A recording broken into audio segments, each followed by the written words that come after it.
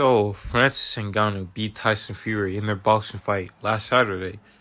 And it just really sucks that, Dana White didn't, come to an agreement and, accommodate Francis for some of the things he asked for.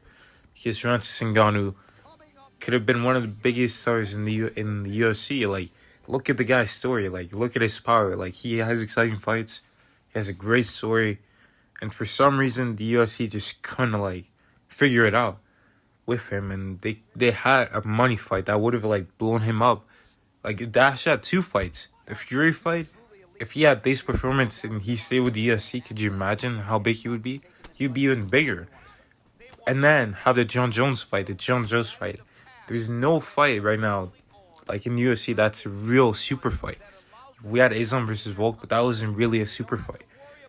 John Jones and Francis Ngannou is a super fight.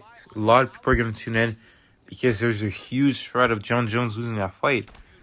But, Dana White was like, oh no, you get $700K, you get $5 million. Bro, pay John Jones $10 million up front, pay Ngannou $10 million up front, give them pay-per-view points, give them win bonuses, whatever. But Dana White just screwed up badly, and he's going to regret this. This is the biggest mistake he's ever made in his life.